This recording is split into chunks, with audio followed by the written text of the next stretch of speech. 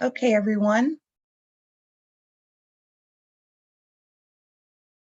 If you can hear me, thank you again for your patience. We had some technical difficulties. My name is Andrea Satariano, and my colleague will be joining us in just a moment. So I'll introduce him when he's able to pop on. But let's get started with the idea of choosing your college for your May 1st deposit deadline. So we're hoping by now you have a number of options in front of you, and you are likely trying to decide, what should I do? Where should I go? And there are lots of factors that we feel are important to consider. Of course, if you are students, seniors in this process, you are thinking, where would it be fun to go? Where are my friends going? But of course, your family might have some other very strong reasons for wanting to weigh in on where you might end up for your next 4 years of your academic journey. So let's talk a little bit about a few key factors that might help you and your family really think through how to make a choice that's the best fit for you. Of course, we feel like cost is a major item. Hi, how are you? Hi, Eric. Hi, can you hear me? Is my computer working finally? I can hear you, yes, and we are Oh, on, so welcome. thank you, Andrea. I appreciate you taking that on when I'm trying to struggle with technology. Nice to be with everybody. So, Absolutely, absolutely. So we just got on to the very first topic, Eric, of one of the first considerations in trying to make a really solid best fit choice is cost. Um, absolutely. right? And so this is such a big factor for so many families because there's more involved than just the sticker price, right, Eric? Absolutely. And a lot of times, even the sticker can come down through, like what it says with negotiating, and never hurts to ask. It's something that can definitely help families. We've seen it work.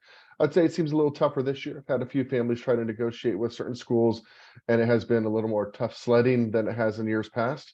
You just never kind of know. You never know what the schools might be wanting and what they're trying to do. So, or what their needs are. Maybe your kid's in a major they really need, they'll be willing to give a little bit more. So some of these factors are pieces of the puzzle that are just good to ask.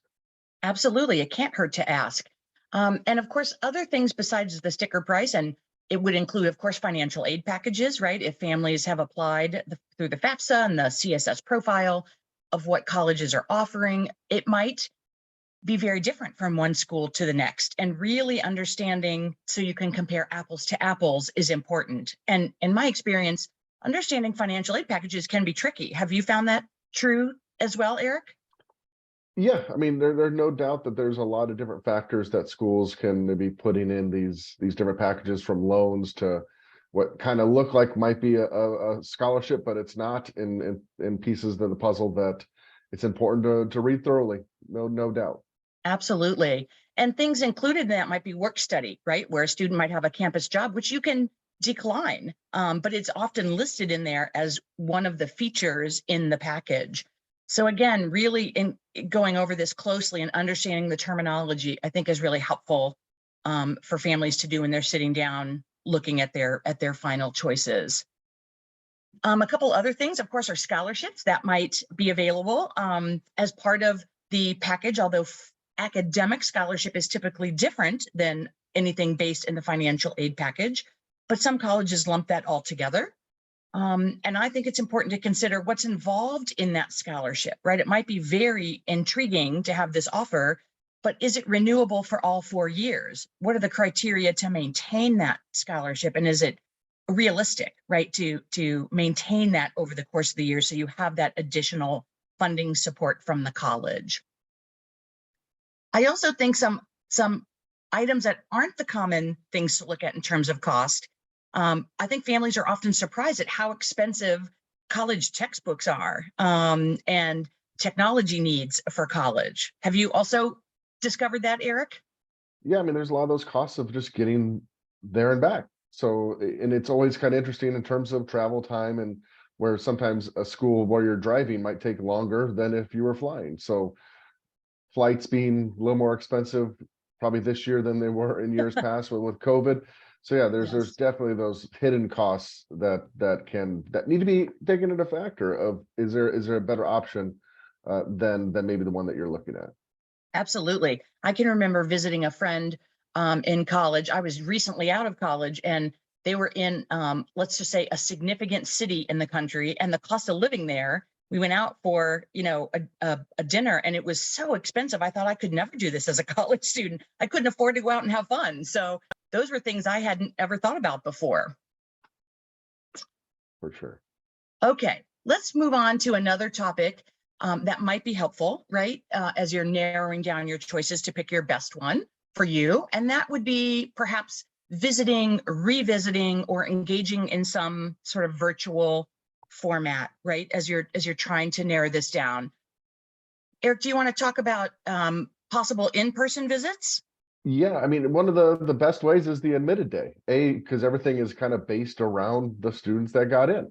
So you're meeting other students that are there, other students that are going to be maybe even committing to go there. So it's usually a pretty fun environment when you have, because it's not a perspective anymore. These are kids that got in, and they're usually pretty good about talking about what's happening on campus, but some of those things that is off the campus, the neighborhood, moving around, the daily life that is really important, including safety. It's, you're living there for 4 years, so it's something that is really vital. So those admitted days, and there's also virtual admitted days. It's not just where you are having to be at the campus for these. There's a lot of things that are connected. You're also getting introduced to other kids. There's forums and different options that you can talk to students that are going, get an idea of what, especially if you're between 2 or 3 schools, maybe which one's going to give you the social life that you really want. Because if we don't have that, a lot of times that's kind of the root of where a lot of kids transfers. They're just not happy socially. So figuring out those pieces as early as possible can be a great thing. And sometimes schools, when you deposit, are now connecting you with your roommates before you even get to school. So you're able to really have a conversations and text and really build a relationship with your future roommates months in advance before you actually meet them, which no doubt will make those relationships better. So there's a lot of those really interesting things when you are visiting in person. If possible, we know it's not always the case, but they do these virtual events that can be really, really just show you like the kids are going to be there with you. And I think Absolutely. it's a little bit more of a tie to it, which is really nice. Absolutely. I have found that to be, in the last several years in particular, those social networking of the incoming class, the admitted class, to be really amazing. That kids are picking roommates and picking out what they're going to bring to their dorm rooms. And it's fascinating to see that that's really, they're connected before the senior year's even out most of the time. Yep.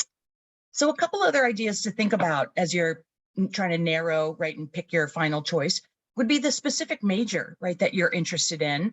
And a couple points about that. So of course, I'm always a fan of comparing apples to apples because not every major is the same at every school. So really honing in on what's offered, what access do you have to additional, right, resources within that major or that department. But also, is there flexibility to change your mind? So many college students change their mind on majoring throughout their 4 years. And so what are the possibilities for that at the different schools that you've sort of selected as your top couple choices? And if you're interested in perhaps STEM fields, can undergraduate students, do they have access to research? A lot of times at the large sort of research institutions, those coveted spots are upperclassmen or even paired with grad students. So what, again, within that context of each school, what's available to you may not be the same across the board and could impact, right, your potential success within that major. Access to research, access to internships, those kinds of things will make a difference. And not all schools are created equal, even though they might have the same title for a major. So really taking some time to look at that in depth, I think, would be a helpful thing as well. Yeah, absolutely. Because I mean, it's what you're there to study. We know the first couple of years you're going to have your general ed requirements and different things you get to kind of explore, but also kind of knowing that process. If you do want to transfer, what does that look like? What are the prerequisites of, maybe you should maybe have a general idea of 3 or 4 different majors that you kind of like. What's it mean to be able to transfer to that? What type of GPA do you need to have? there's some of those factors that can make it a little bit more clear. This school might be better for me because I know I'm going to be able to transfer or try different majors, and this one I need to be a little more tracked. Versus, and that if you want to have the more freedom to be able to taste different things, there could be have schools that offer those different pieces. And of course, every school is going to have specific needs and interests that are different from one another. Of That's the course. social media pages. I mean, I tell students all the time, go Instagram, go to the like recent posts and kind of search for like tag where people have tagged the school. You can see recent things that are happening. You look at it on a Saturday, it'll look much different than it is on a Tuesday. You can kind of see what is happening on those campuses in real time. Because yeah, each school has its vibe, its culture, and kind of the sports, and every student has those different pieces that's important to them. A lot of these you probably have a good feeling of already, but now you know you're in, you can feel like this could be me. And that is going to be the piece of the puzzle. It's not like hope I'm in, I know I'm in. So now it's a different, which vibe is going to be the right one for me between these three schools for the different things that I like. And social media, the student life, those things are obviously all over the internet. You can be able to research and look at, you can go down a rabbit hole of YouTube, just about every single one of these colleges, and learn what's going on in a much deeper way. And especially if you can't go visit those schools and see them in person, you can really try and work hard on getting that information that is online. I totally agree that once you're in it's a whole new outlook, right, on the college. It just feels different. And I think you're right. The social aspect of life is important. I mean, we don't want to pick a school initially, right, because of the social life, but you do have to eat and sleep and live there for 4 years. And so really feeling that out in any way you can, I think will be a benefit to you as you're picking, right, the one in the end. Absolutely. So another And area that go ahead, Eric. yeah, no, I was going to jump ahead of you here on this one, this Yep. postgraduate success, because Yep. it's the whole reason we're going to college. So yeah, like go ahead, Andrea. Like you had exactly what you were saying was going to be exactly right. Yeah. So this is, often when high school students are looking and investing in the sort of college process, they're not thinking of life after school, right? But most families are, most parents are, but probably not to the degree where you should be at this moment. So you are going to college, obviously, to build a foundation for the next steps of your adult life. And so what kinds of services do each of the final colleges you're considering, what do they offer? When do those services really begin? Is it sort of self-serve? Is there something built into the college planning that it's automated, right? Your first year on campus, you're assigned somebody versus you have to go seek out, right, how to get help on a resume or a job fair or things like that. Schools approach this very differently, and some invest heavily in this postgraduate process, preparing their undergraduates more so than others. So I think it's a really important piece to look into, which is probably not part of the tour when you took it, not one of the emphasized places on the website usually. So I think it's worth your time to dig around on the website or contact that office, right? Contact the career services office and ask some questions. How do you get an internship? Are there co-ops? How strong is the alumni network? Can that play into my favor in getting an internship or a potential interview post-college graduation? What types of services do they practice interview? Do they set you up, right, with some classes, some webinars, some things to help prepare you for that? I've seen this part of the college process grow tremendously in the last several years. Eric, I don't know if you've had that experience as well, but it's definitely worth now some time in looking at how will they support you for your next step. Yeah, I mean, resume help and all those people and alumni networks. And I tell students, you can go do a quick check of this. Just go into LinkedIn after you have your profile set up and just type in the school name, and it'll show you how many people are on LinkedIn from this school. And you can kind of think, as not every single person is going to be on LinkedIn, they just have an account, but a good number of them, and it's only continuing to become more popular, where you're able to connect with those and ask them questions too. Like that's the thing. You can start building this network now, because let's say you send 10 messages and you get 7 from this one school and only 1 from this other school. Well, maybe they're a little more engaged. You never know. Right.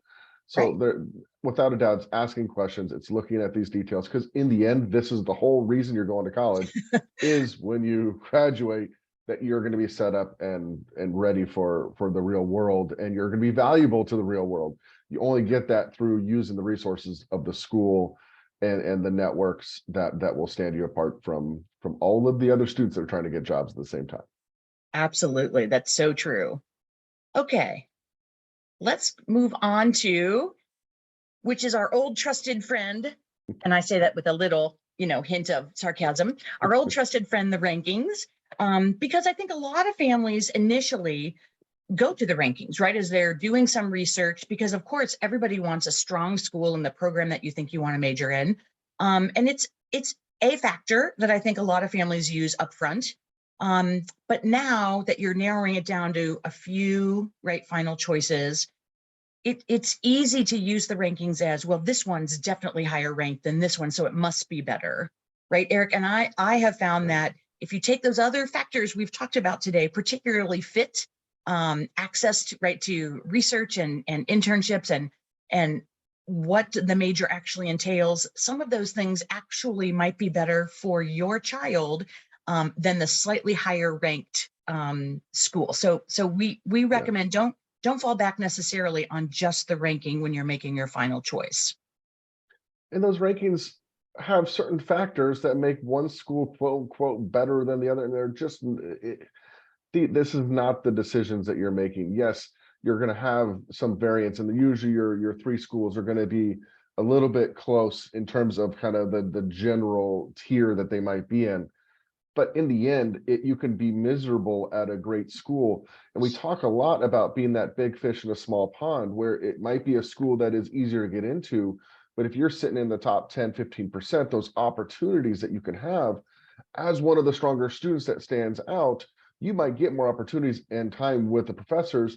Otherwise, you're in the middle of the road, you're fighting for everything. You're not able to stand out because now you're just a normal fish in a big pond or a small fish in a big pond. Now you're kind of having to push against the grain because there's just so much more competition. And that's where sometimes when a kid, let's say, falls to a safety school or chooses a safety school at the end of the 4 years, Right, they feel so much more confident because they've had these really cool interactions and special opportunities that otherwise they just wouldn't have at some of the higher ranked quote unquote schools. So that's why we really do look at those pros and cons lists, and it's allowed to be on there. You should be looking at these schools in terms of what they can offer. But generally speaking, when you're talking about most of our students in the top 100 schools, these are all fantastic, robust institutions that are going to really give you the life that can be utilized to make your future better. And I love the last part here that you wrote, which was, no college is perfect, and it will take time to adjust.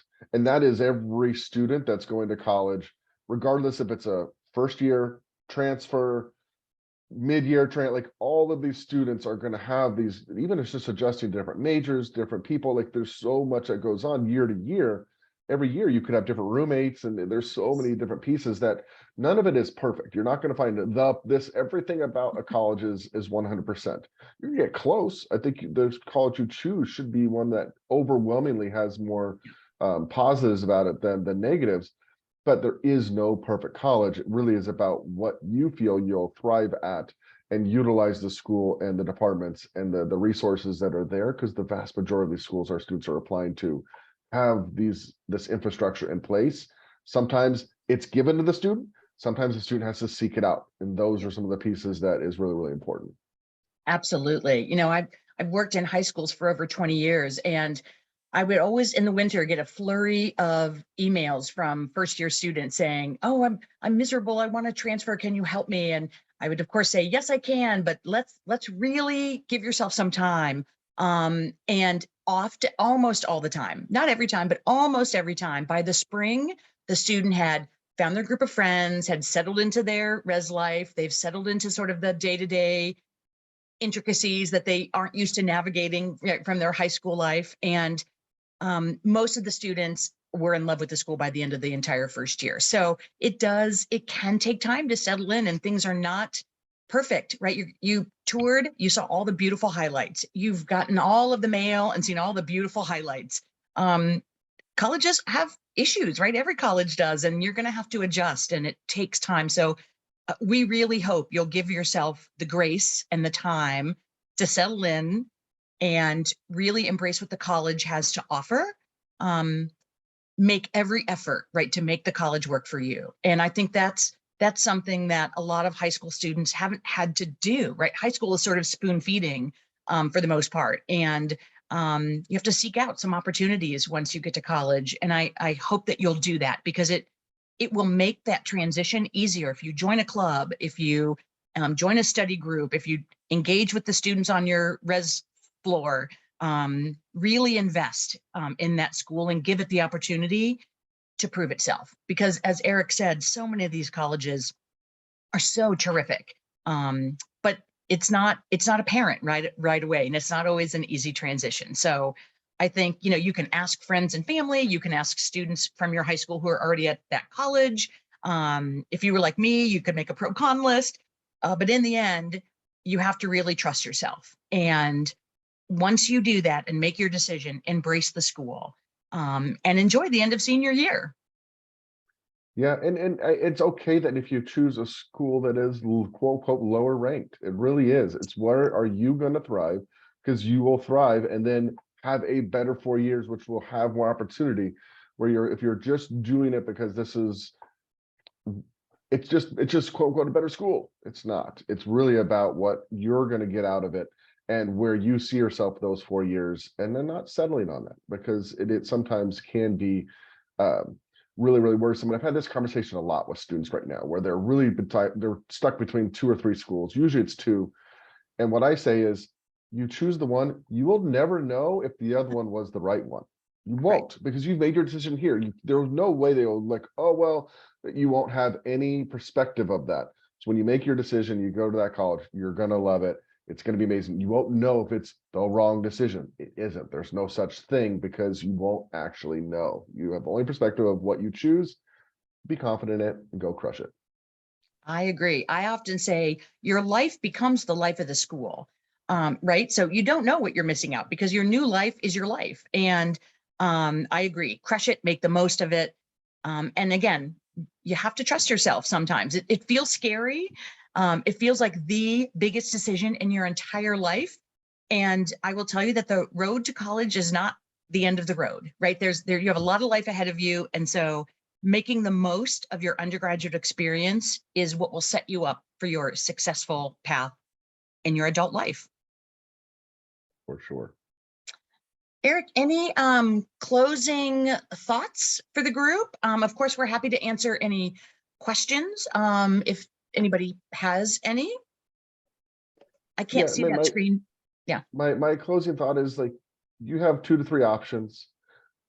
They're going to be tremendous options. To me, it really is, you're going to make your decision. You're going to love that decision. Don't sit there and compare, well, I might like that one more. We are a comparison society. It is something that is often like, well, they did this and they had that. It really, what you just said, Andrea, was like, it is you make your experience. And if you go make your experience, you're going to love regardless of where you're at, because you have these tremendous options, which means you did well to give you those options. So sit back, celebrate that. I know it kind of creates a little more anxiety when you're trying to decide, because now it's actually hard. I have to decide, but it's a really good problem to have. It's not, some kids do not have that option. So overall, kind of the perspective of it's a blessing to be able to choose between these schools, and you'll ultimately go have a great time, because college is literally the best. That's the perfect ending note. College is the best. So enjoy it all. And again, thank you for spending a little time with us. I really appreciate it. You can see our names and emails are here. If we can be helpful, of course, reach out to us. And I hope you have a great time at the end of the senior year. If you're students watching and families, just really enjoy this precious time with your high school senior. Great. Thanks, Andrea. Thanks, everybody. Bye.